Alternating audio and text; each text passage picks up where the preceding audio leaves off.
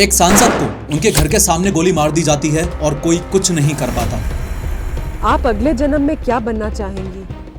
हम अगले जन्म में भले ही जानवर बन जाएं पर इस तरह की मतलब औरत नहीं बनना। गांव में बदनामी होना शुरू हुई। गांव के सरपंच के बेटे ने फूलन देवी के साथ जबरदस्ती करनी चाहिए और फूलन को गांव से ही बाहर निकाल दिया।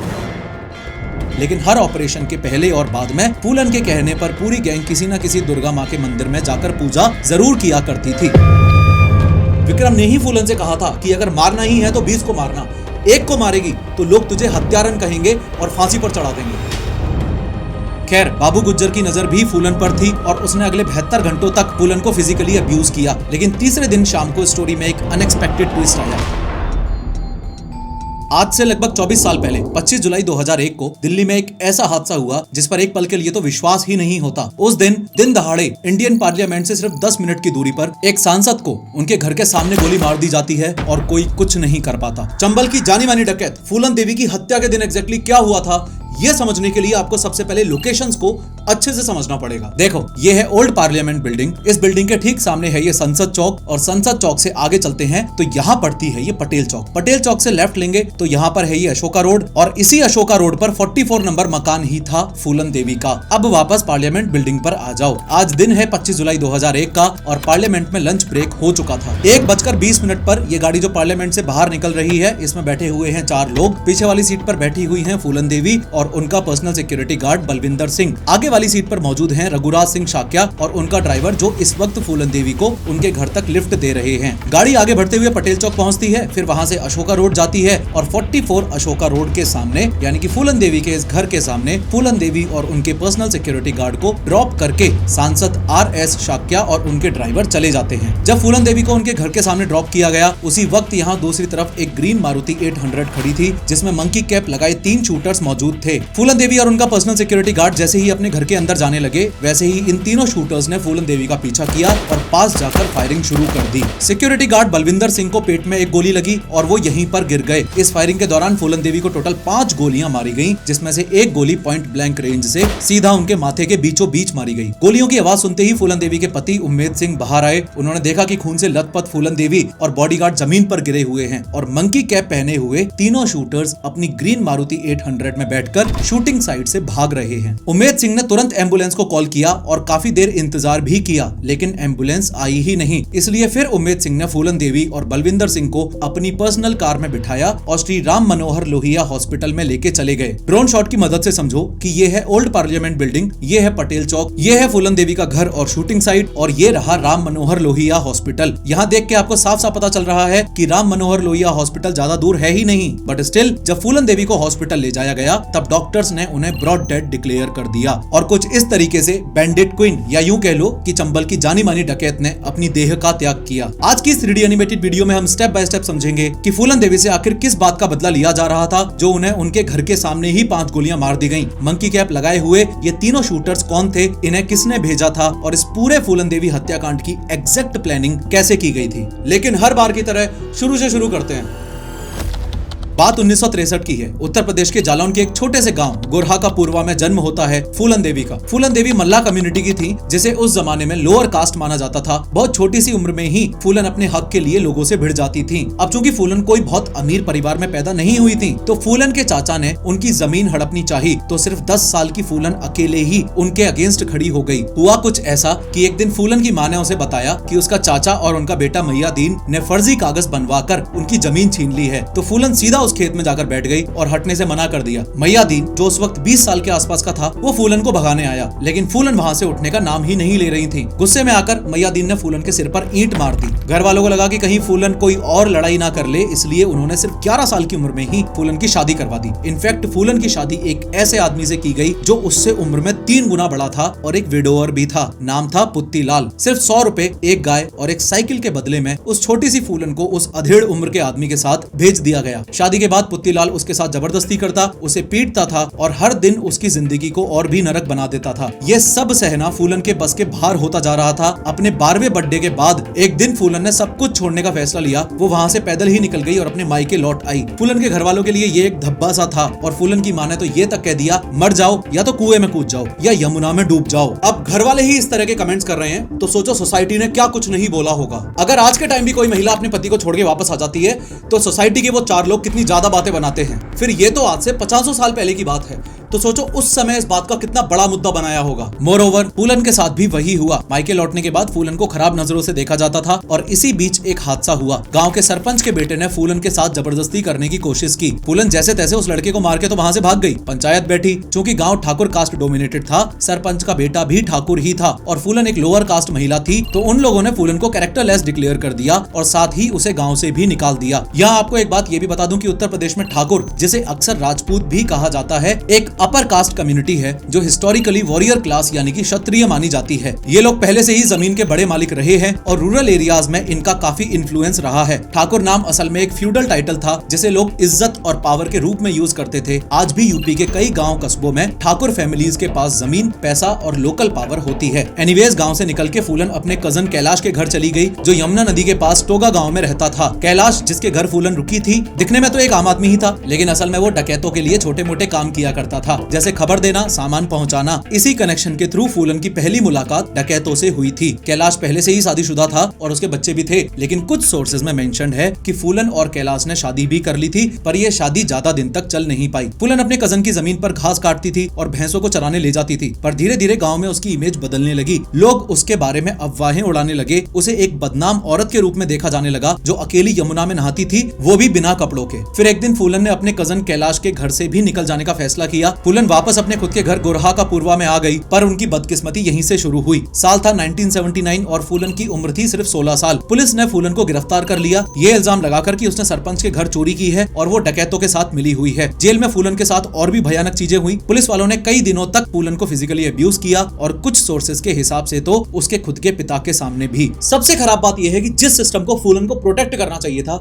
उसी सिस्टम ने फूलन के साथ गलत किया। यह बात भी फैक्ट है कि सिस्टम को बदलने का एक ही तरीका होता है, अंदर से उसका हिस्सा बनना। आज हजारों लोग गवर्नमेंट एग्जाम्स की तैयारी इसलिए करते हैं ताकि वो सिस्टम में चेंज लाकर उसे एक बेस्ट वर्जन बना सकें। और अगर आप भी इसी मिशन पे हो तो एक ऐप आपका साथ दे सकता है, टेस्ट बुक। टेस्ट बुक पर आपको मिलते हैं structured mock test, previous year papers, current affairs और डिटेल्ड स्टडी नोट्स, जिससे आपके सिलेक्शन के चांसेस काफी ज्यादा बढ़ जाते हैं। इसलिए आज 6.5 करोड़ से ज्यादा स्टूडेंट्स ऑलरेडी टेस्ट बुक से जुड़ चुके हैं। अब क्यों इतने स्टूडेंट्स एक ही प्लेटफॉर्म को प्रीफर कर रहे हैं, इसका भी रीजन बताता हूँ। अभी गवर्नमेंट सेक्टर में one of the biggest exam मानी जाती है एसएससी सीजीएल। एसएससी सीजीएल जैसे टफ एग्जाम में एयर 2 आशीष तिवारी, एयर 4 देवेश बैरागी और एयर 6, 8, 9, 10 सब टेस्ट बुक के स्टूडेंट्स ही रहे हैं। रिसेंटली एसएससी सीएचएसएल का रिजल्ट आया था जिसमें एयर 1 रोहित भी टेस्ट बुक के ही स्टूडेंट थे। अगर आप भी चाहते हो कि सिस्टम में जाकर असली बदलाव ला सको तो टेस्ट बुक आपका स्ट्रॉन्ग पार्टनर बन सकता है, प्लस टेस्ट एनालिसिस और स्टडी नोट्स में हेल्प कर सकता है। और अगर आप डिस्क्रिप्शन और पिन कमेंट में दी गई मेरी लिंक्स का यूज करोगे और कूपन कोड HOW12 लगाओगे तो आपको 12% का इंस्टेंट डिस्काउंट भी मिलेगा। Check out Testbook now. अब फूलन की लाइफ का एक नया चैप्टर शुरू होने वाला है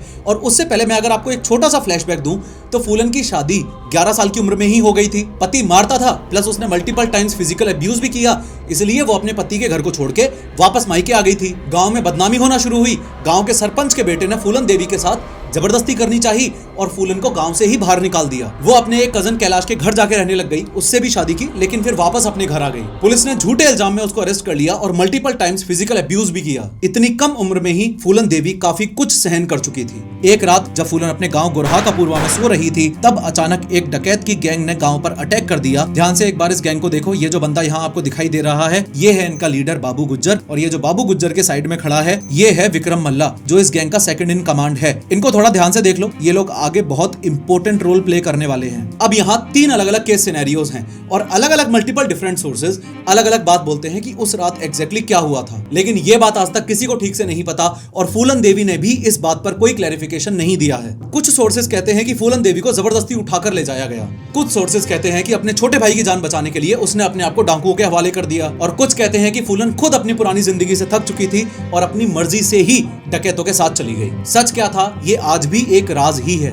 एक बात और जो आपको यहाँ पता होनी चाहिए वो ये कि बाबू गुज्जर की गैंग भी दो अलग अलग कास्टों से मिलकर बनी हुई थी। एक तरफ थे ठाकुर जो अपर कास्ट के थे और दूसरी तरफ थे मल्ला जो लोअर कास्ट के थे। खुद बाबू गुज्जर भी एक ठाकुर था। मैं ये सारी बातें आपको इसलिए बता रहा हूँ क्योंकि ये अलग अलग जातियां ही आगे चल के इस पूरी कहानी में एक टर्निंग पॉइंट बनने वाली हैं। खैर, बाबू गुज्जर की नजर भी फूलन पर थी और उसने अगले 72 घंटों तक फूलन को फिजिकली अब्यूज किया। लेकिन तीसरे दिन शाम को स्टोरी में एक अनएक्सपेक्टेड ट्विस्ट आया। विक्रम मल्ला, हाँ वही जो इस गैंग का सेकंड इन कमांड था, वो फूलन को पहले से ही पसंद करता था। जब उसने देखा कि फूलन के साथ इतनी भयानक चीजें हो रही हैं, तो उससे और बर्दाश्त नहीं हुआ। उसने बाबू गुज्जर को वहीं पर गोली मार दी। बाबू गुज्जर के मर्डर की खबर पूरे आसपास के गांव कस्बों में आग की तरह तेजी से फैल गई। साथ ही ये भी सबको पता चल गया कि विक्रम मल्ला जो फूलन की ही जाति का था, उसने अपने अपर कास्ट लीडर को मार दिया है और ना सिर्फ ये, वो इस पूरी गैंग का लीडर भी बन चुका है। ये बात सिर्फ एक पावर शिफ्ट नहीं थी बल्कि एक सिंबल बन गई थी अपर कास्ट के खिलाफ खुली बगावत का। फूलन अब विक्रम मल्ला के साथ रहने लगी थी। आखिर मल्ला ने ही तो बाबू गुज्जर से उसकी जान बचाई थी। धीरे धीरे फूलन को विक्रम से प्यार भी हो गया और दोनों का रिश्ता चंबल के गांव कस्बों में मशहूर हो गया। इनफैक्ट फूलन ने तो एक रबर स्टैंप भी बनवा लिया था जिसमें लिखा था, दस्यु सुंदरी दस्यु सम्राट विक्रम की प्रेमिका, यानी कि डाकू सुंदरी डाकू सम्राट विक्रम की प्रेमिका। विक्रम ने फूलन को सब कुछ सिखाया, बंदूक चलाना, जिंदा रहने के तरीके और जंगल के सारे रूल्स। उसने फूलन देवी के लंबे बाल कटवा दिए और उसके लिए एक ट्रांजिस्टर रेडियो और एक कैसेट रिकॉर्डर भी खरीदा क्योंकि फूलन को गाने सुनने का बहुत शौक था। विक्रम ने ही उसे पहली बार बंदूक दी और फूलन कुछ ही दिनों में जबरदस्त शूटर भी बन गई। विक्रम ने ही फूलन से कहा था कि अगर मारना ही है तो 20 को मारना, एक को मारेगी तो लोग तुझे हत्यारन कहेंगे और फांसी पर चढ़ा देंगे, लेकिन अगर 20 को मारेगी तो नाम होगा और कहानी बनेगी। ये पूरी बात फूलन के दिमाग में प्रिंट हो गई। आपको आगे पता चलेगा कैसे।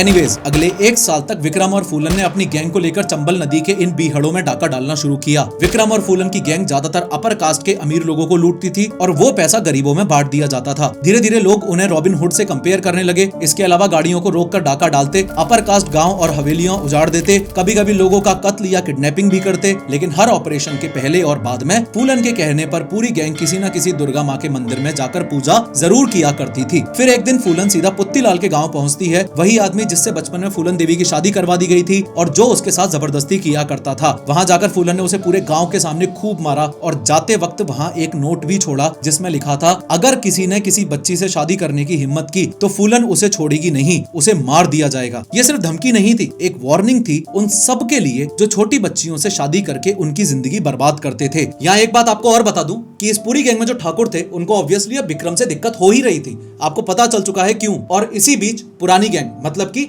बाबू गुज्जर की गैंग के 2 पुराने डाकू श्री राम सिंह और लाला राम सिंह जेल से बाहर आ जाते हैं। दोनों ही ठाकुर थे, यानी कि अपर कास्ट के थे और दोनों ही जेल जाने से पहले बाबू गुज्जर की इसी गैंग के साथ काम किया करते थे। जेल से निकलते ही इन्हें 2 बातों से प्रॉब्लम हो गई। पहली बात ये कि विक्रम मल्ला ने बाबू गुज्जर को मार दिया है और अब खुद गैंग का लीडर बन चुका है, और दूसरी जो इनके लिए और भी बड़ी बात थी वो ये कि विक्रम एक लो कास्ट का आदमी था। यह बात दोनों भाइयों को हजम ही नहीं हुई। उनके लिए कास्ट बहुत ज्यादा इंपॉर्टेंट थी, इसलिए दोनों भाइयों ने मिलकर विक्रम को खत्म करने का प्लान बनाया और विक्रम की ही गैंग के कुछ लोग उसके खिलाफ हो गए, यानी कि ठाकुर श्री राम सिंह और लाला राम सिंह के साथ जाकर मिल गए। आज दिन है विक्रम की मौत का, 13 अगस्त 1980। सब कुछ रोज के जैसा ही था और डेली की तरह विक्रम और फूलन रात को अपने कैंप में सोने के लिए चले गए। तभी एक गोली चलने की आवाज आई। उसी सेकंड विक्रम उठ के बैठ गया। पहले तो उन लोगों को लगा कि पुलिस ने उनकी गैंग को घेर लिया है। पुलिस से बचने के लिए फूलन और विक्रम अपनी राइफल्स ढूंढने लग गए, लेकिन बदकिस्मती से वो वहां थी ही नहीं। और यही वो मोमेंट था जब विक्रम को लग गया था कि ये एक ट्रैप है। अगले ही पल श्री राम और लाला राम कैंप में घुस गए और बिना किसी वार्निंग के सीधा विक्रम पे गोली चला दी और विक्रम वही फूलन की गोद में ही मर के गिर गया। श्री राम और लाला राम की सनक अभी भी पूरी नहीं हुई और उन्होंने फूलन को उठाने का ऑर्डर दे डाला। फूलन कुछ समझ पाती उससे पहले ही श्री राम के साथ वाले डाकुओं ने फूलन के हाथ पैर बांध दिए और उसको उठा के एक बोट में डाल दिया। ये बोट सीधा जाकर रुकी इस बहमई गाँव में। लोकेशन का ओवरव्यू आप ऐसे ले सकते हो कि यहाँ कहीं चंबल की किसी बीहड़ में से फूलन देवी को उठाया था और कुछ किलोमीटर दूर यहाँ बहमई गाँव में ले गए थे। खूब रोने लगी तो उसने डांटा कि रोती क्यों है, ये जो मैंने बताया अभी 50% है, 100% देखना चाहती है, ये देख। बहमई गांव में फूलन को एक ऐसी झोपड़ी में कैद करके रखा गया जहां सिर्फ अंधेरा था। इस अंधेरे में उसे 3 हफ्तों तक रखा गया। से ब्लाउज खोला, दिखाया, छाती में गड्ढे हुए थे जो मांस नोचा था ठाकुरों ने और रेप करते हुए, लिटरली ऐसे मांस नोचा। हर रात इस झोपड़ी में कुछ ठाकुर लोग आते थे और 23वें दिन पर तो श्री राम और लाला राम ने सारी हदें पार कर दी, फूलन को जमीन पर घसीट के बाहर निकाला। आगे बढ़ने से पहले एक बार ध्यान से देख लो, भैमई गांव में फूलन को इस वाली झोंपड़ी में रखा हुआ है और गांव के बीचों बीच है ये कुआं। श्री राम ने फूलन को इस कुएं से पानी लाने को बोला। पहले तो फूलन ने मना कर दिया, लेकिन उस स्थिति में उसके पास और कोई ऑप्शन भी तो नहीं था। फूलन ने मटका हाथ में लिया और आगे बढ़ी। तभी श्री राम ने फूलन का वो ब्लैंकेट खींच लिया जिससे फूलन ने अपनी बॉडी को ढक रखा था। फूलन के शरीर पर उस समय सिर्फ वो ब्लैंकेट ही था। भैमई के आदमी फूलन को देखने के लिए इकट्ठे हो गए। उन्होंने हूटिंग करना शुरू किया, घटिया कमेंट्स पास किए, उसे देख के हंसे और उस पर थूकना भी शुरू कर दिया। आई होप आप समझ पा रहे हो कि फूलन उस समय किस सिचुएशन से गुजर रही होगी। उसी शाम झोपड़ी से कुछ ही दूरी पर फूलन की गैंग का एक बंदा, ये संतोष पंडित, श्री राम और लाला राम के बीहड़ जाने का इंतजार कर रहा है। उन लोगों के निकलते ही संतोष पंडित चुपचाप इस झोपड़ी में घुसा और एक बैलगाड़ी के पीछे फूलन को बिठा के वहां से ले गया। संतोष पंडित फूलन को विक्रम मल्ला के एक पुराने साथी मान सिंह के पास ले गया। कुछ सोर्सेज कहते हैं कि फूलन को वहां से भगाने वाला असल में मान सिंह ही था, लेकिन इस बात की कंफर्म डिटेल नहीं मिली है। शुरू में फूलन ने एक मुस्लिम डकैत बाबा मुस्तकीन की गैंग ज्वाइन की, लेकिन फूलन को सिर्फ डकैत नहीं बनना था, बल्कि उसे तो बदला लेना था और बदले के लिए उसके पास अपनी खुद की गैंग होनी जरूरी थी। आखिरकार मान सिंह के सपोर्ट से फूलन ने फिर से अपनी एक नई गैंग तैयार कर ली। 7 महीने तक अपनी सारी ताकत इकट्ठी करके फूलन के सामने वो दिन आ ही गया जब वो अपने साथ हुए उन 3 हफ्तों के जुर्म का बदला ले सकती थी। बात है साल 1981 की और दिन है वैलेंटाइंस डे का। एक बार इस गांव को फिर से देख लो, ये है भैमई गांव और यही है वो कुआं। दिन के करीब 12 बजे फूलन की गैंग पूरे गांव को चारों तरफ से घेर लेती है। चारों तरफ अफरा तफरी मच गई और सारे लोग अपने घरों में जाकर छुप गए। आज ये लोग यहाँ इसलिए आए हैं क्योंकि इन्हें इन्फॉर्मेशन मिली थी कि श्री राम और लाला राम अपनी गैंग के साथ भैमई गांव में शादी अटेंड करने आए हैं। ध्यान से देखो तो फूलन उसी कुएं के प्लेटफॉर्म पर खड़ी है, पुलिस की ड्रेस पहने और सर पर ये लाल कफन बांध के आई है। सबसे पहले उसने मेगाफोन पर चिल्ला के एब्यूजिव लैंग्वेज में गांव वालों को श्री राम और लाला राम को उसके हवाले करने के लिए बोला। फूलन ने ऑर्डर दिया कि गांव में जितने भी आदमी हैं सबको बाहर लेकर आओ, लेकिन महिलाओं और बच्चों को कोई कुछ नहीं करेगा। फूलन की गैंग यहाँ 3 पार्ट्स में डिवाइड हो गई। पहली तो वो जो गांव को घेर के खड़ी थी और पहरा दे रही थी, दूसरी घर घर में जाकर आदमियों को घसीट के बाहर लेकर आ रही थी और तीसरी घरों से कीमती सामान और बर्तन चुरा रही थी। सारे आदमियों को बाहर लाया गया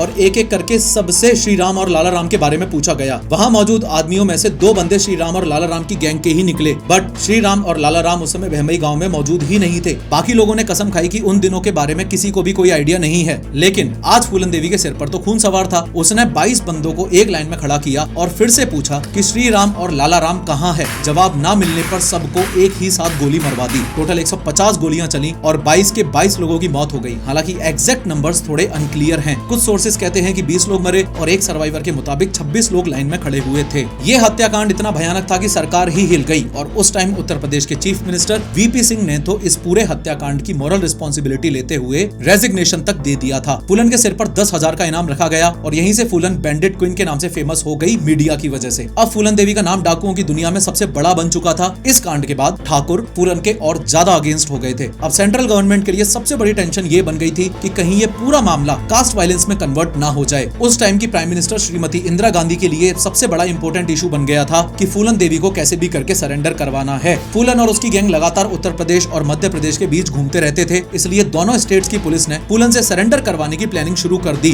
दोनों राज्यों की सरकारें चाहती थी कि बिना किसी खून खराबे के फूलन को शांति से सरेंडर के लिए तैयार किया जाए। उस समय मध्य प्रदेश के चीफ मिनिस्टर अर्जुन सिंह ने फूलन देवी के सरेंडर का जिम्मा भिंड डिस्ट्रिक्ट में posted IPS officer Rajendra Chaturvedi को दिया। राजेंद्र चतुर्वेदी ने अपने पर्सनल कॉन्टेक्ट्स का इस्तेमाल करके सबसे पहले फूलन की मां और उसकी बहन को कांटेक्ट किया। फिर साल 1982 5 दिसंबर की रात को राजेंद्र चतुर्वेदी की मुलाकात एक डाकू से हुई जो कि फूलन देवी की गैंग का ही मेंबर था। वो डाकू राजेंद्र चतुर्वेदी को फूलन देवी से मिलवाने के लिए रेडी हो गया। चंबल नदी के किनारे राजेंद्र चतुर्वेदी की मुलाकात मान सिंह से हुई जो कि फूलन देवी का राइट हैंड था। बहुत समझाने के बाद मान सिंह सरेंडर वाली बात करने के लिए राजेंद्र चतुर्वेदी को फूलन देवी के पास ले गया। कैंप में पहुंचने के बाद फूलन देवी ने राजेंद्र चतुर्वेदी के पैर छुए, उनके पैरों पर 501 रुपए भी रखे, एक तरह से रिस्पेक्ट पे करने के लिए। लेकिन जैसे ही राजेंद्र चतुर्वेदी ने सरेंडर की बात छेड़ी, फूलन गुस्से में आ गई। वो कहती हैं, आपके कहने से मैं सरेंडर कर दूंगी क्या? मैं फूलन देवी हूँ, चाहूँ तो इसी वक्त आपको गोली मार सकती हूँ। मान सिंह बीच बचाव करता है और सिचुएशन को शांत करता है। बाद में फूलन थोड़ा नॉर्मल होती है और खुद राजेंद्र चतुर्वेदी के लिए खाना तक बनाती है। फिर फूलन एक इंपॉर्टेंट सवाल पूछती है कि क्या गारंटी है कि सरेंडर करते ही पुलिस मुझे गोली नहीं मार देगी। राजेंद्र चतुर्वेदी उसे भरोसा दिलाते हैं कि ये पूरा प्रोसेस मध्य प्रदेश के चीफ मिनिस्टर अर्जुन सिंह के अप्रूवल के साथ हो रहा है। और इस बात को प्रूव करने के लिए वो ये तक कहते हैं कि अगर चाहो तो तुम्हारे किसी गैंग मेंबर को सीएम से मिलवा दिया जाएगा। फाइनली फूलन मान जाती है, लेकिन तभी उत्तर प्रदेश पुलिस और मध्य प्रदेश पुलिस के बीच फूलन की गिरफ्तारी को लेकर दिक्कतें शुरू हो जाती हैं। भैमई हत्याकांड की वजह से फूलन को लग रहा था कि अगर वो उत्तर प्रदेश गई तो उनकी हत्या हो जाएगी, तो इसके लिए फूलन कुछ डिमांड्स रखती हैं। डिमांड नंबर 1, वो मध्य प्रदेश में सरेंडर करेंगी। डिमांड नंबर 2,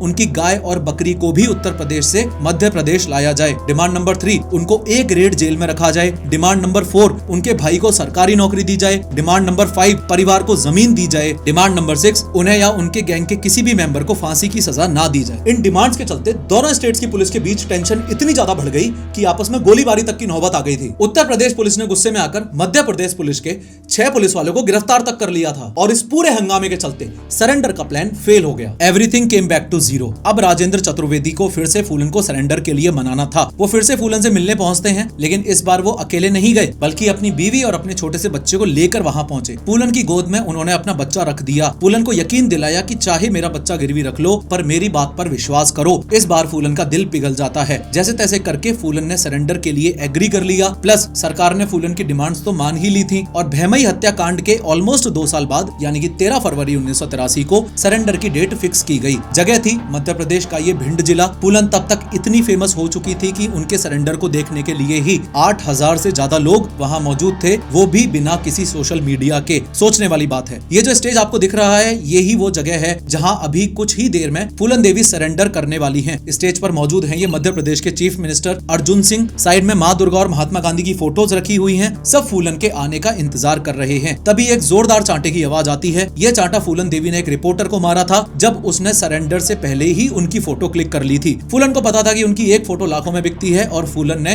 अपने हिस्से के पैसे भी उस रिपोर्टर से मांगे। खैर, स्टेज पर पहुंचकर फूलन अपनी कार्ट्रिज बेल्ट उतारती हैं और सीएम अर्जुन सिंह के पैरों में रख देती हैं। एक हार सीएम के गले में डालती हैं और दूसरा माँ दुर्गा की तस्वीर पर चढ़ाती हैं। फूलन पर टोटल 22 हत्या, 23 डकैती और 18 अपहरण के केसेस चले। फूलन को 11 साल की जेल हुई और उन्हें मध्य प्रदेश के ग्वालियर जेल में रखा गया। फिर साल 1994 में अपने पॉलिटिकल फायदे के लिए मुलायम सिंह यादव की सरकार ने फूलन देवी की रिहाई करवा दी। ये जो फोटो आपको दिखाई दे रही है, ये है उम्मेद सिंह। इनसे साल 1995 में फूलन देवी ने शादी कर ली और बुद्धिज्म धर्म भी अपना लिया। फिर साल 1996 में मिर्जापुर सीट से फूलन देवी सांसद बनी और 1999 में एक बार फिर से रीइलेक्ट हुई। फिर आगे की कहानी तो आपको पता ही है। 25 जुलाई 2001 को फूलन देवी का पार्लियामेंट से अपने घर जाना, ग्रीन कलर की मारुति 800 में शूटर्स का फूलन देवी के घर के ही बाहर वेट करना और जैसे ही फूलन देवी अपने घर के गेट पर पहुंची, तीनों ने उन पर गोलियां चला दी। शूटर्स ने तुरंत फायरिंग के बाद अपनी मारुति 800 में बैठकर ये अशोका रोड क्रॉस किया और इस पंडित पंत मार्ग पर आ गए। वहां उन्होंने गाड़ी छोड़ दी। उस गाड़ी में उन्होंने अपनी मंकी कैप्स और 2 बंदूकें भी छोड़ दी। फिर उन्होंने गन पॉइंट पर एक ऑटो रोका, उसमें बैठे और वहां से फरार हो गए। पुलिस ने कुछ ही देर बाद वो मारुति 800 गाड़ी तो बरामद कर ली। उसमें 2.32 कैलिबर की रिवॉल्वर्स और मंकी कैप्स मिली। लेकिन सबसे बड़ा सवाल ये था कि ये सब किसने किया और उससे भी बड़ा सवाल ये था कि क्यों किया। पुलिस इन्वेस्टिगेशन में लगी ही थी कि 27 जुलाई को एक आदमी पंकज उर्फ शेर सिंह राणा मीडिया के सामने आया और उसने फूलन देवी की हत्या की जिम्मेदारी ली और खुद ही सरेंडर कर दिया। 100 बात की एक बात यह है कि 1981 में फूलन देवी ने भैमई गांव में जो 22 ठाकुरों को एक लाइन में खड़ा करके गोली मारी थी, उसका बदला लेने के लिए शेर सिंह राणा ने इस फूलन देवी हत्याकांड को अंजाम दिया था। साल 2014 में कोर्ट ने शेर सिंह राणा को लाइफ इम्प्रिजनमेंट की सजा सुनाई थी, लेकिन साल 2016 में दिल्ली हाई कोर्ट से उन्हें बेल मिल गई और वो जेल से बाहर आ गए। ये बात भी सच है कि फूलन देवी की बहन मुन्नी देवी ने एक वक्त पर राणा के खिलाफ गवाही दी थी, लेकिन बाद में उन्होंने अपना स्टेटमेंट बदल दिया और बोला कि फूलन देवी के हस्बैंड उमेद सिंह भी फूलन देवी के इस हत्याकांड में शामिल हो सकते हैं। लेकिन कोर्ट ने इन सब बातों को नहीं माना और शेर सिंह राणा को ही फूलन देवी हत्याकांड का जिम्मेदार ठहराया था। अगर आप भी सिस्टम के अंदर जाकर उसको बदलना चाहते हो तो टेक्स्ट बुक ज्वाइन करो और स्पेशल डिस्काउंट के लिए पिंड कमेंट और डिस्क्रिप्शन में दी गई मेरी लिंक्स का यूज करो। खैर, इस वीडियो में मैंने बताया है कि स्ट्रीट फूड्स कैसे यंग इंडियंस की जान ले रहे हैं। क्लिक करो और जरूर देखो।